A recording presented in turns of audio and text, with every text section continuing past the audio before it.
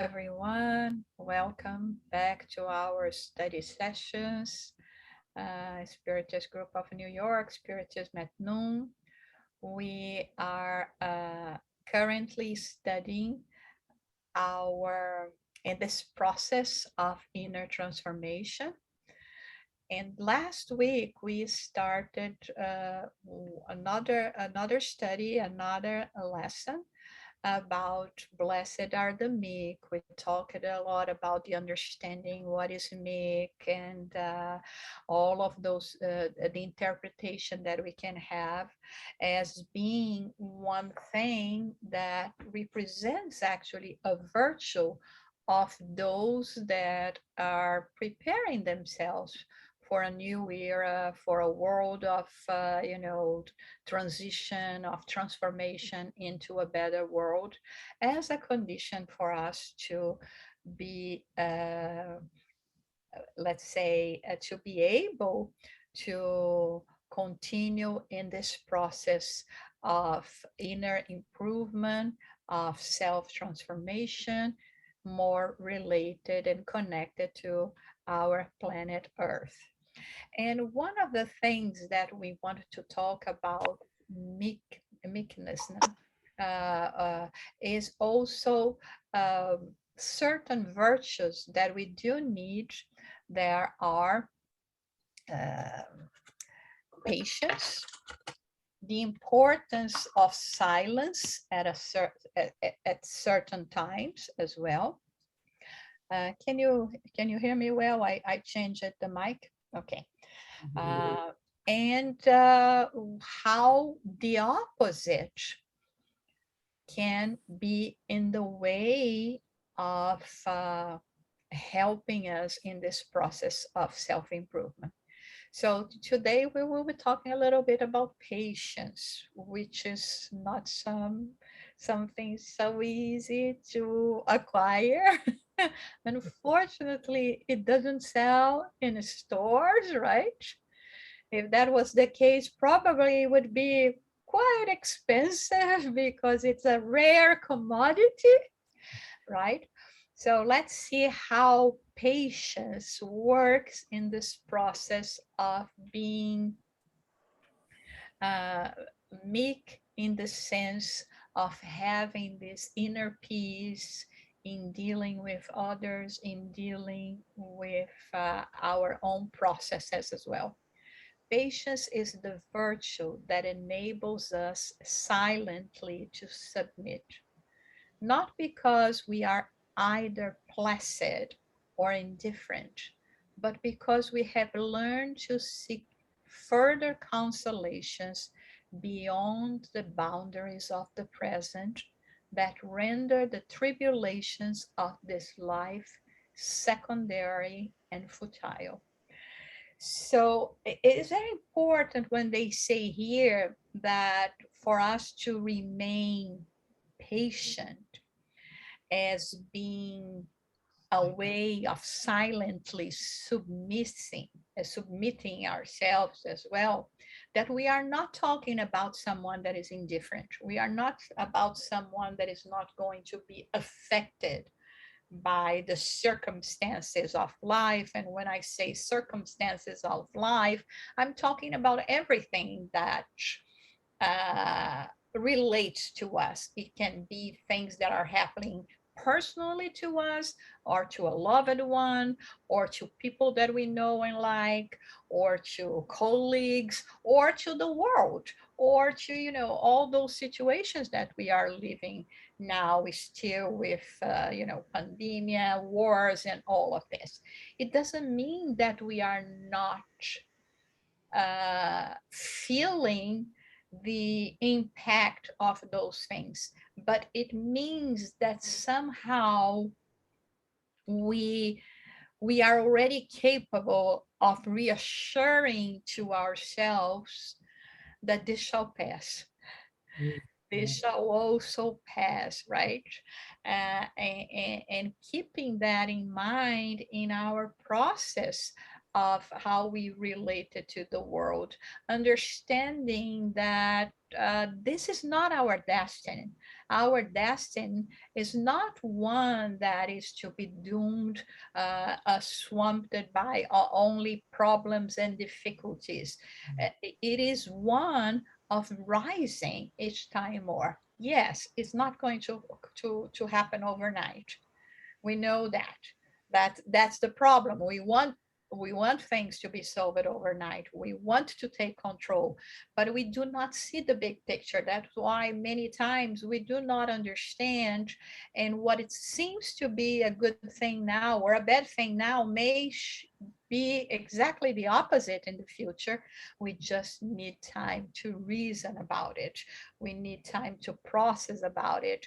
We need faith to understand that things are not happening randomly, that there is a higher force, a higher control above all that. Is this easy? Absolutely not. I don't know for you, but for me it is not. Okay, I hope it's better for you. um, like I always say, when we are talking about, the theories, it's also easy talking about, theories, but when it comes for us to give, our testimonials, it's not so easy.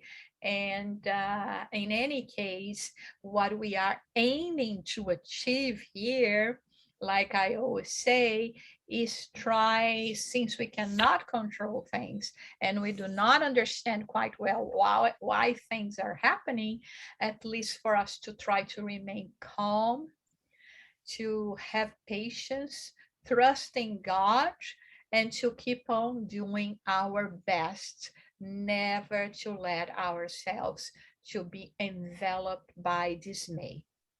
Any comments or questions so far? I know this is at least for me, it's a huge topic. Go ahead, Sonia. Yes, many times for a big challenge in my daily life, I can feel calm and make decisions. But in the minimum daily small things catch me and I lost my patience. And after like a day or 2 days, I make no sense. How can this small fact catch me and lost my patience and try to deviate me for the way? From my observation, okay, so I cannot say that this is the answer from the spirits or this is the truth. I would say for myself, perhaps, and that perhaps can apply to you and others as well. Um, when big things happen, and we really need to be on guard, and we pay attention to them, I guess it's easier for us to have a reaction like you said, to say no, this is too huge for me also to lose my mind, or all of this. But of course, these big things that happen, they affect us and they pile up. And so when little things come, it's not so much because of the little things, but what was piling up before, and we had to control at the same time that we are not that much on guard, because they do not require that much of our attention at that moment or at that situation. And this is where we easily can go through. And then this question, oh my God, I had to deal with that, and I was in control. I was cold blood. I understood. And then becomes this little nothing. And I just explode. I think I would say for myself that the reason is, all the emotional turmoil that the big things did to me. They, of course, they do a number in us, even when we have to control ourselves. And we were not as cautious when little things happen, because apparently at the moment they seem to be of a minor importance. And this is where we go and and lose the patience and all that. But like I said, this, I would give this explanation to me. I don't know if it would apply to you. Anyone? Zoraida? Yes, yes, yes. This is, I love this, Jussara, what you're bringing here. This is, like you said, it's so important, especially when you have families, large families, that brings so much that what I find throughout the years, I have a little bit more of control, not to get over excessive of anger and thinking that is the end of the world and I can't handle this. No, I take a deep breath. When anything comes along, I think of everything I have learned. And if it's something that's not important, I'll say to myself, it is not important. Why am I getting to this point? Let it go. I let it go. And throughout the day or the next day or whatever, I'll sit down and I pray. And I think, Jusara, the prayers are the ones that are leading me to a piece of understanding a little more. I was worse before, but I find that I'm getting a little more understanding of understanding this patience. There's a reason for everything that happens to us. I put everything in perspective. When things happen, like everything comes and bombards me. I think our guides that help us, our guardian angels, like calm it down. Is it worth it? Think. Are you going to regret what you say? Is it worth it? I I go through all these uh, trying to go over this hump of anger, and it's getting a little tiny bit better. But Yeah. it is so important that we understand what this is all about. Because if a person doesn't understand why we get the way we get, there is no way you can fix it. You have to understand these things that happen in our lives are for reasons. But gee, at the time of anger, you're not gonna, many people, a lot can get to that point. But I guess it's called, you know what I am? I'm on guard. Everything that I'm ready. I'm saying, no, I understand. Oh, wait, okay. Is it worth it? Wait, what am I getting? So, I mean, I go through this series of, I guess because I've gone through so much, I guess, I don't know. But I feel just a little better, a tiny bit better. Yes. Okay. Andrea? I think I want to say there's two things that I find interesting is that, you know, how we always talk about being in tune with the good vibrations, and that's going to make your life better. So I think that, you know, we are, let me try to put this in words. So, you know, like we overreact all the time, right? Something bumps into you in the subway and you're like, what? You know, like it, but if you manage to overcome that first instinct, that immediate reaction, and if you are in tune, that doesn't bother you. It's amazing the amount of help and assistance that is constantly surrounding you. So we have to overcome so little, right? And if we do not fall into the immediate reaction of someone bumping to you or pushing you or whatever, and then it's totally fine because the assistance is there, and we are in tune because we pray and we do the right things. And it's amazing how little is needed from us, and although it's so little, we still fall into that same trap, and we go down the habit road, right, and the rabbit hole, because we lose it, and then we start a whole, we open a door for a whole bunch of energies to come through just because someone bumped into you in the subway when you're going to work, and then the rest of your day is like a nightmare. So I wish, for me, patience is to not fall into that trigger.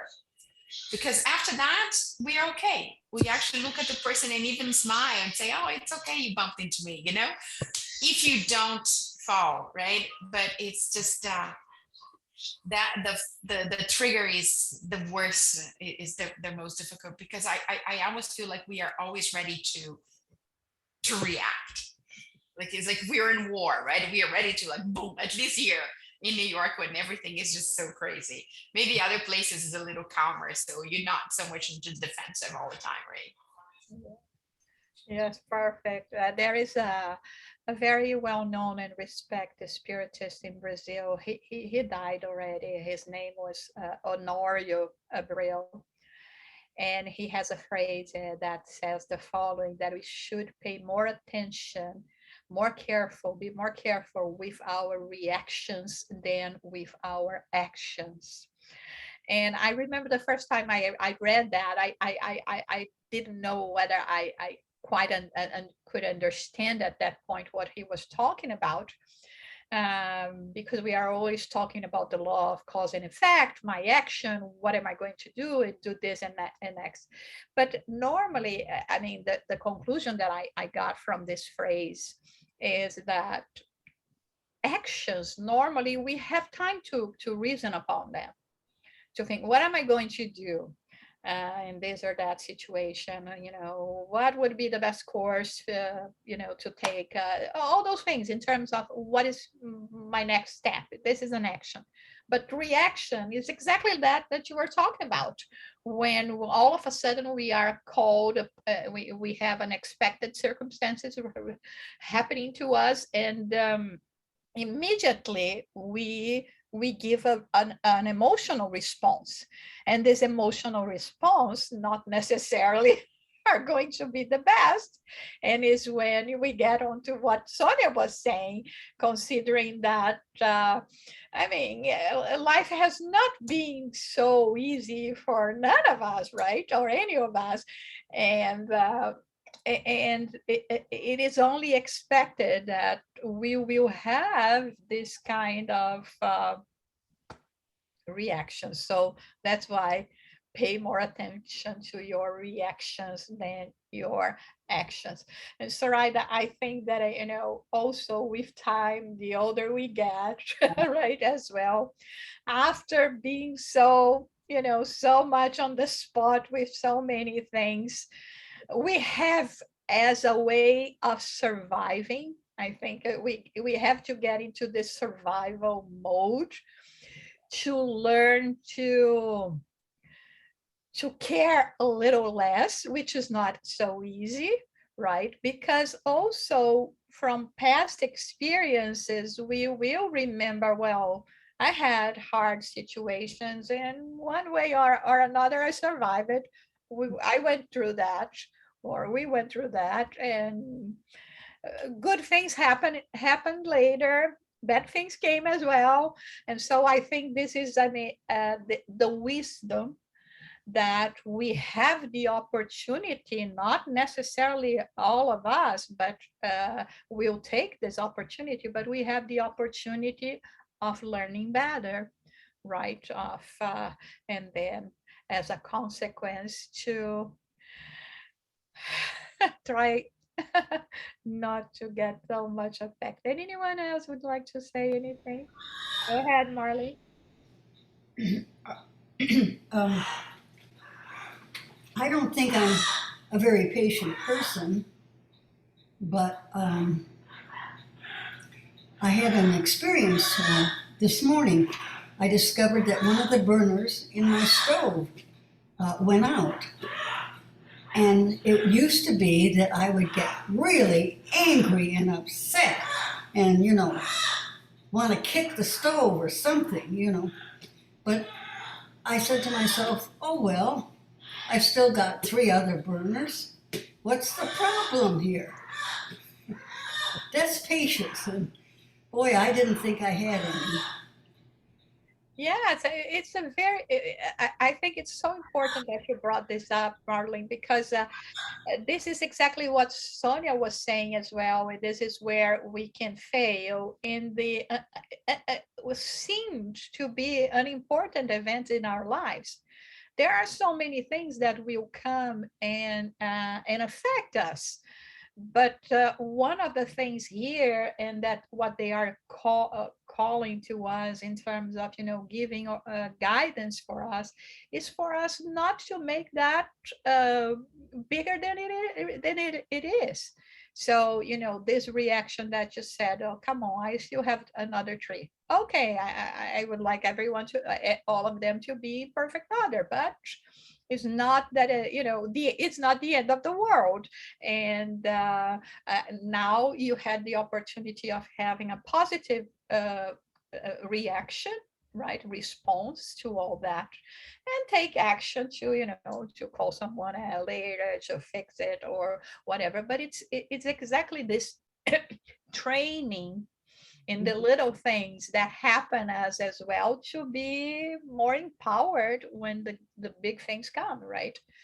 um, and above all, like it says here at the end of this text that I put here to us, is to understand that the tribulations of this life, the bigger they may seem to us, not necessarily they are, that important, especially considering, uh, you know, the big scheme of life, meaning the whole immortal life that we have. So let's go to the next one. See, oops, sorry. If you are patient, in one moment of anger, you will escape 100 days of sorrow, which is another thing that sometimes, just because of, the impulse of the moment, we say something that may lead us to a difficult relationship or none at all with some a loved one, with family members. How many people we hear that do not talk to their parents or siblings, or other relatives, because of words that were exchanged in the heat of the moment, right? Or, uh, we may be not in our best self, and we we we go to our car and drive, and can provoke an accident. Or we may resort to drinking, and this can provoke sudden illness. So many things that are that result for those reactions, and that can be really damaging to us in the long run. Okay, any comment, question? Okay, let's see the other one. So since we also consider in our studies the 13 virtues of Benjamin Franklin, besides the Beatitudes from the Sermon on the Mount, and the one that is related to this topic that we are studying today is actually one that he calls one of the virtues that he has to acquire, which is silence. And he says, speak not but what may benefit others or yourself, avoiding trifling conversation. So in his perspective, even, using our words for trivial conversations, it's something that we shouldn't do, right? Why waste our time and energy in things that are not important? But of course, and to tell that, especially to women, is kind of hard, right? Maybe males can be more in control of that. We like to talk about everything and all the time. But here, in terms of being responsible, or understanding that each word that we say, they have a consequence. Even when we do not say that, remember that teaching from Jesus. Even when you say raka to a brother or a sister, you already affecting that person. And now that we understand the power of words, the energy that comes with our words, with our emotion, and how we throw that in the world, it's easier. But imagine Jesus saying that 2000 years ago. How come? I mean, I'm saying an expression can be that bad. But now we know that thoughts have forms, colors, shape, and that they will take the way that we are living them. So our thoughts materialized into words can actually affect people Mm.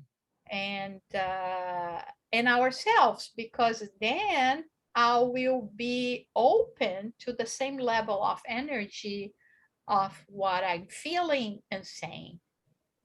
So there is a phrase from Abraham Lincoln that I love as well, that he says, it's better to be called stupid than open your mind and remove any doubt.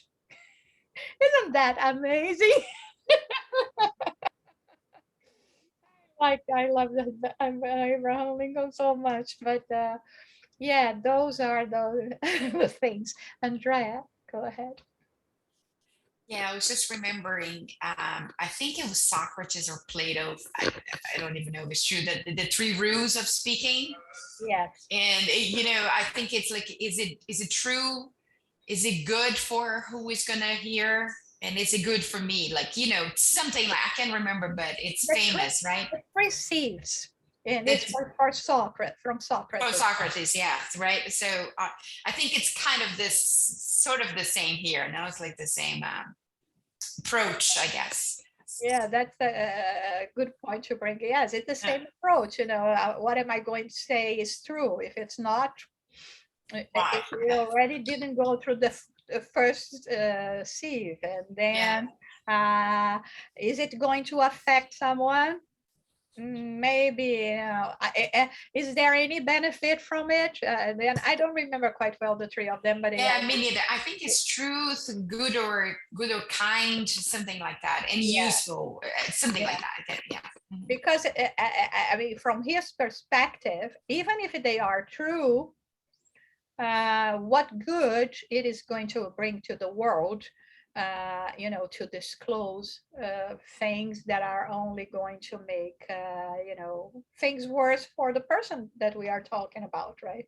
So yeah, so the silence is one thing that we really should refrain from getting engaged in comments, especially like in this case that you reminded us from Socrates. If we do not even know if it's true or not, and if it's something that is going to affect someone's reputation, and what we have to gain, many people think that uh, by putting others down, you can go up. No one goes up because we are putting someone down, we only go up through our own merits, not the merit or behaviors of others. Anyone else would like to say something? Yeah, I have something.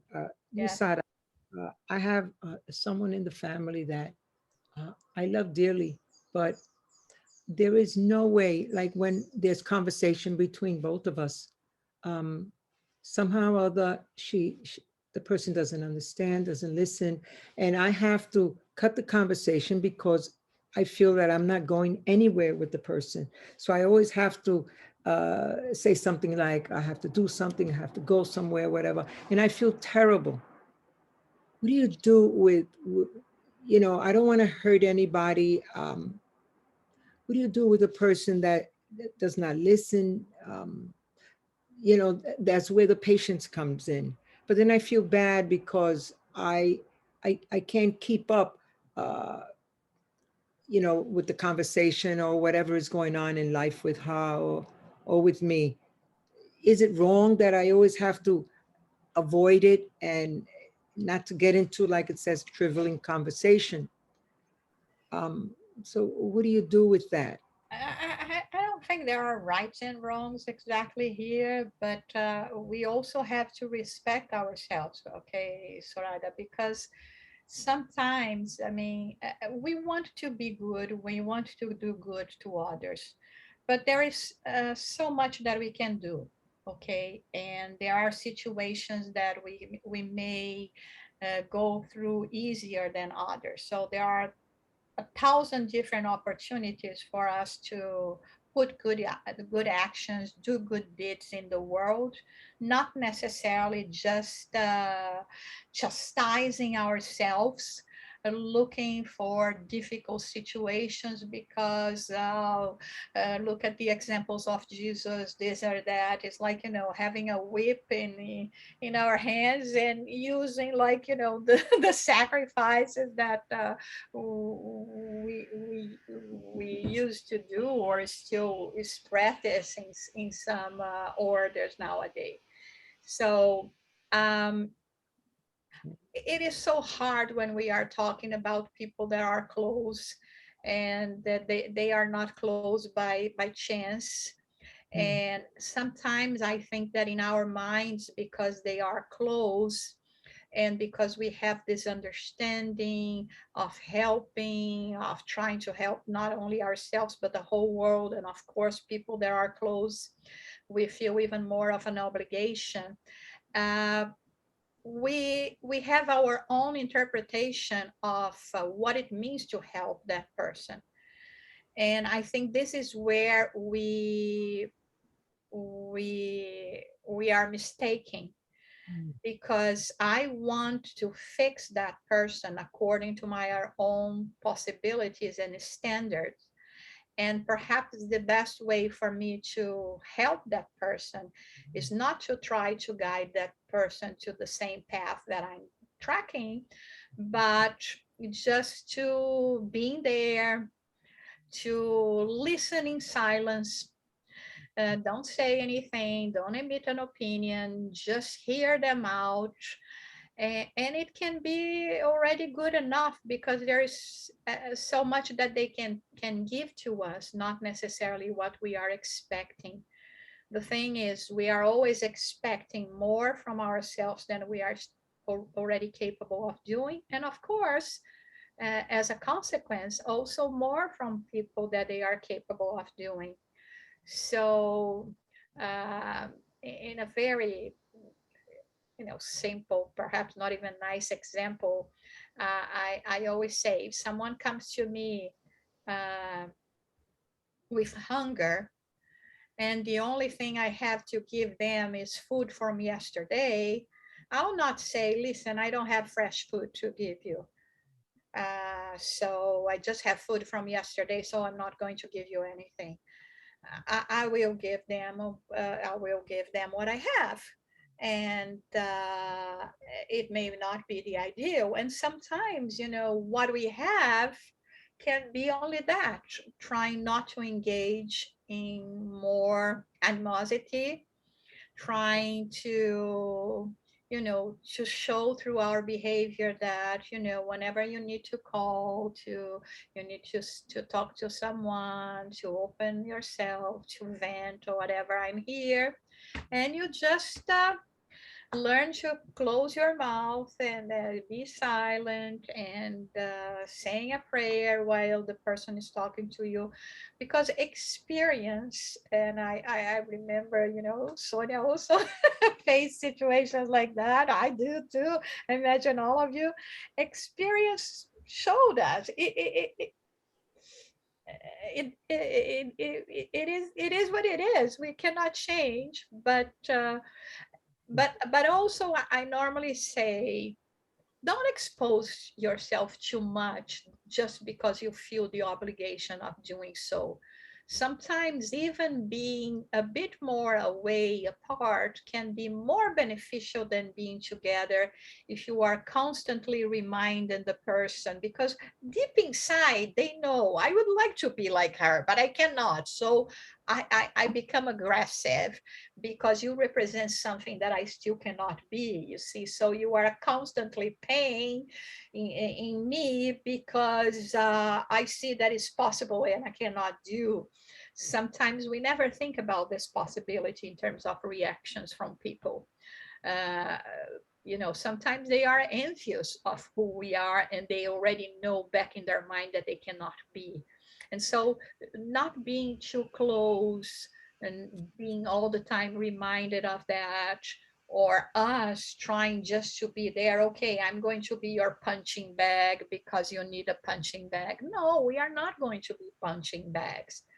Okay, so we have as well the obligation to protect ourselves as well. That's why I said it's very personal, subjective, because each situation, each phase in this person's life and yours is going to be a different one.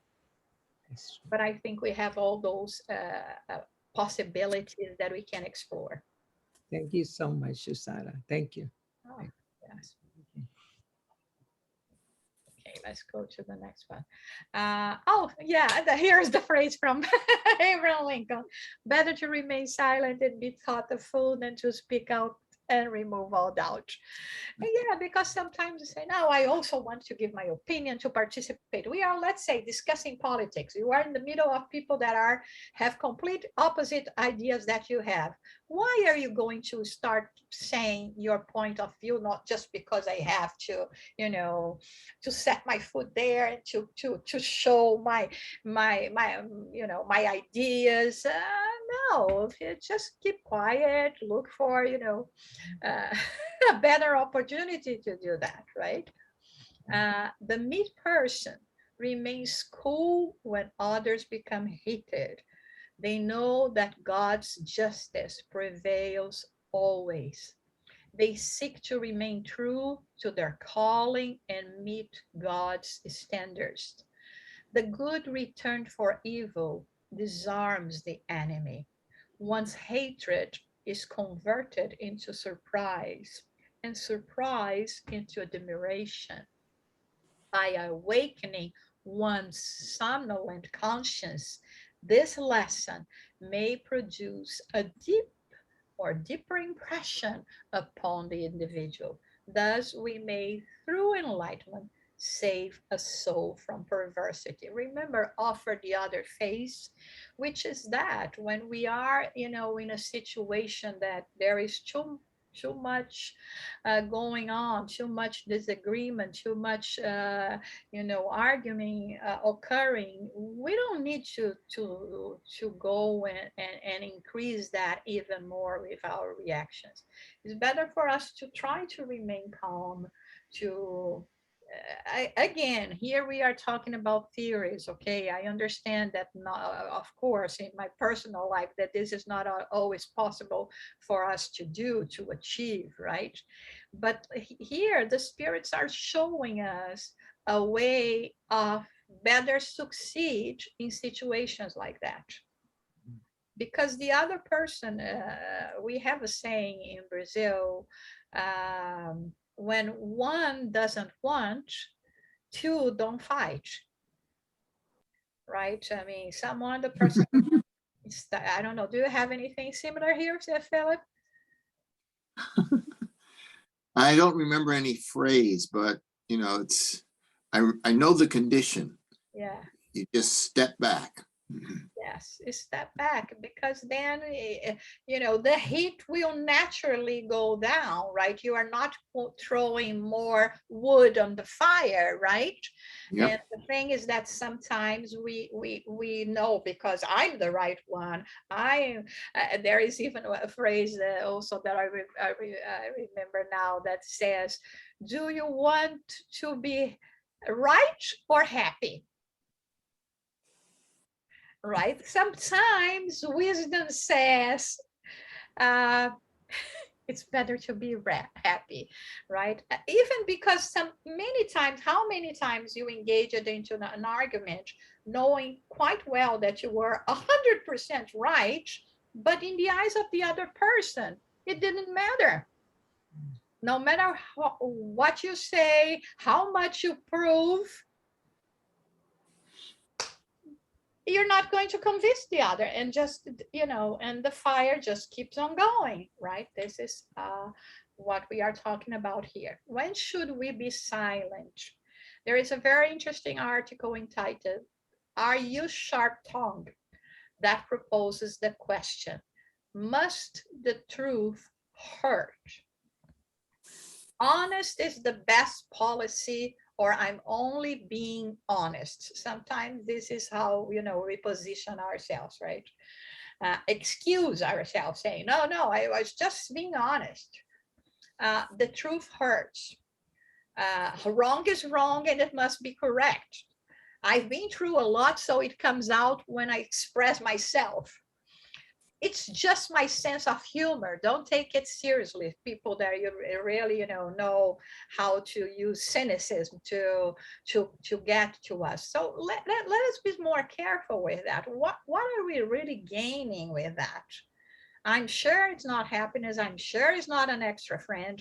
Probably we will be losing friends. And even people that are just looking at our behavior are not going to be impacted by that. So unfortunately, each of these excuses is probably painfully familiar. If they are, we must work on examining how we speak to others and what motivates us. Usually, we spend a great deal of time talking about trifles, thus, we spend unnecessary energy and also connect ourselves to a level of energy that is very low. Again, we attract energy like minds from both planes of life according to how we are using, verbalizing, positioning ourselves in life. Emily Dixon would say nothing sometimes says the most, which is incredible as well. Simple phrases, but yeah, say almost nothing, saying so much, right? So some of the things that we can consider: get as few people involved in the matter as possible. In fact, no one else needs to know about it unless it escalates. In terms when, we are talking about gossiping here, right? Sometimes we just go about, very irresponsibly talking about other people's life, people that confided in you with a certain situation, and we are not producing any good. Concentrate on the matter at hand and do not bring up past grievances. Forgiveness, I mean, I don't know, I get a very difficult commodity to find, and right, it's quite expensive because we keep on holding grudges that can only aggravate the situation. Do not burn any bridge or threaten to the other with ultimatums, which is when in the heat of the moment is what we normally do as well. Remember that we are not trying to lose, but to gain our brothers or sisters. This is something quite simple, but very important for us to consider when we are engaging in a discussion, in an argument with someone. What is our purpose? What is the point of just making that person feels bad, or saying that we are the right ones? What are we hoping to gain here? It's not a gold medal for sure, right? And in this process, we may lose, like I said, not only this person, but others that can be related to the person, that can be observing our way of dealing with all that. So silence, to see if there isn't the case, the need to reprimand someone, always using kindness, to discuss things without heat, to judge all things with benevolence and moderation. And our focus should always be on solving the problem, not just talking about it, condemning it, or gossiping about it. Again, it is a process for all of us to be able to act in this way, and especially in all the circumstances that we go through. But this should be our aim. Here, our reflections in this study group is exactly about us, about bringing awareness, knowledge, understanding, leading us to reason, and consequently to be able to little by little put it into our actions and reactions, all of those things that ultimately are only going to lead us to peace of mind,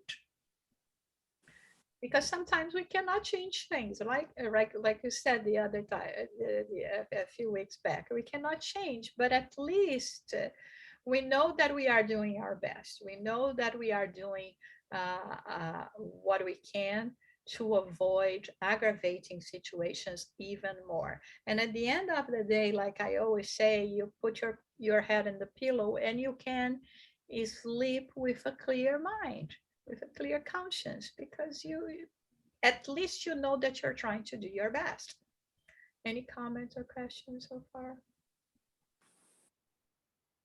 So, oh, so just for us to finish today, there is this fable about Aesop and the tongue.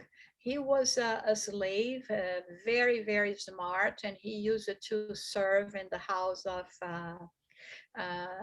very high rank military in ancient Greece between the years 620 and 560 before Christ. And this is the fable, or the story, actually, it's not a fable, the story, because he wrote so many fables, that's why I said a fable, but it's a story that he brought as a very intelligent, smart philosopher like he was, in spite of being a slave. And it goes like this. Once Santos, which was his, his boss, um, came to Aesop, his slave, and asked him to bring him the best meat from the market. And Aesop brought him a thong. When questioned why he did that, he replied, uh, I would I would like to tell, or he asked it actually. I would like you to tell me what is better or sweeter than thong, because certainly every doctrine and every art and philosophy is established and ordered by thong. By tongues do men exalt themselves. You will find nothing more salutary that has been given by the immortals to mortals than the tongue.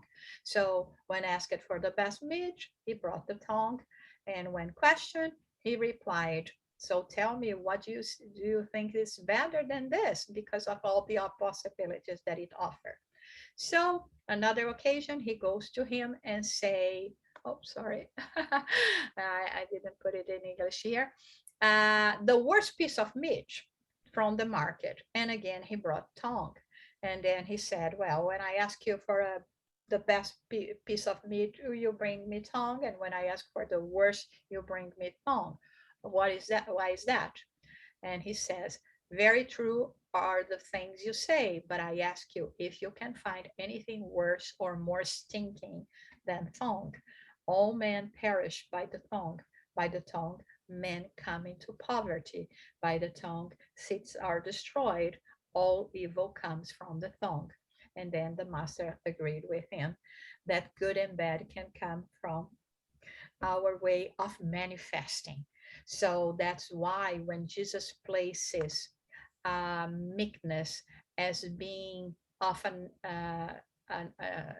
such a great importance, it is talking about exactly about that, of us being mindful of how we put ourselves in the world.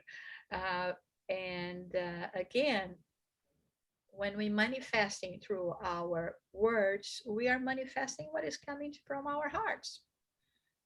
So if it is still there, there is work to be done. Of course, there is work to be done, right? But like we say, when we look back, a couple of years of who we were a couple of years ago and now, how much difference we already can see, right?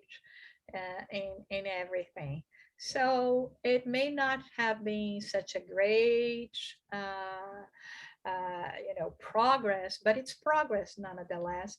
And it also means not to aggravating even more our situation, our current situation, which for now should be good enough. If we could only not aggravate our situation, that would be good enough.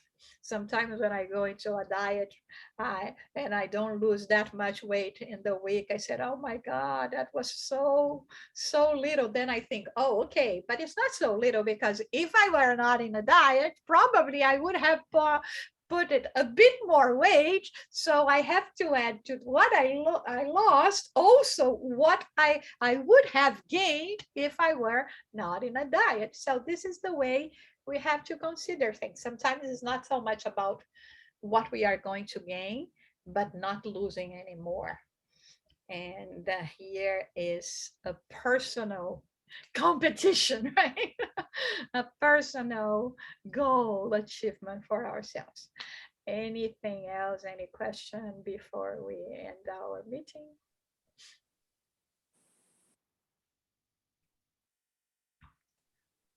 Okay, so let's. Many times then about the silence, many times we need to pay attention which words we pick to talk with when we are involved in this kind of situation, trick situations.